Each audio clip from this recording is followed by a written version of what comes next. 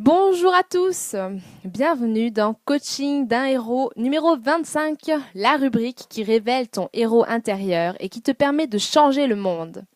Ce soir, nous faisons notre dernière rubrique sur l'écologie, en ouvrant sur l'écologie intérieure. On l'a dit, pour changer le monde, nous avons besoin de revoir nos modèles de consommation afin d'encourager un système d'offres et de demandes qui va dans le sens de la préservation des richesses naturelles, sans lesquelles notre futur est compromis. Comme on l'a vu dans les émissions précédentes, alléger ses possessions, consommer moins et mieux permet de protéger notre planète. Cela signifie-t-il vivre dans le dénuement et se couper de tout? L'humain est un être extrêmement créateur. Il a un élan qui le pousse à complexifier ce qui passe entre ses mains, qui le pousse à innover sans cesse. Ces créations rendent parfois bien des services, par exemple dans le domaine de la chirurgie ou du handicap. Les nouvelles technologies peuvent également beaucoup nous apporter. La radio, Internet, c'est plutôt chouette. Pousser le monde vers l'écologie signifie ne pas puiser plus de ressources que la Terre ne peut en créer. Ça signifie apprendre à entretenir et à réparer ce que l'on a déjà. Ce que l'on ne fait quasiment pas actuellement, puisque le but d'une société d'hyperconsommation est de nous pousser à racheter. Elle crée donc des objets qui ne sont pas résistants. Ensuite, on a vu qu'il faut apprendre à recycler efficacement les déchets. Même s'il est important de réfléchir à notre consommation, nous pouvons rester des personnes souciantes de la planète sans vivre totalement dénuées de possession.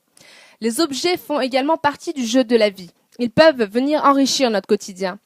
En plus des questions écologiques, il est essentiel de se questionner sur notre rapport aux objets. Sont-ils une partie de nous ou un moyen d'accès à plus de liberté ? Sommes-nous enchaînés à nos possessions ou pouvons-nous nous en défaire sans regret, les redistribuer ? Que signifie vivre dans l'abondance ? Qu'est-ce que réellement l'abondance finalement ? Est-ce que ce sont les objets, de l'argent ? Est-ce que c'est de ça qu'il est question ? Non, ils ne sont qu'un moyen. À quoi nous donne-t-il accès ?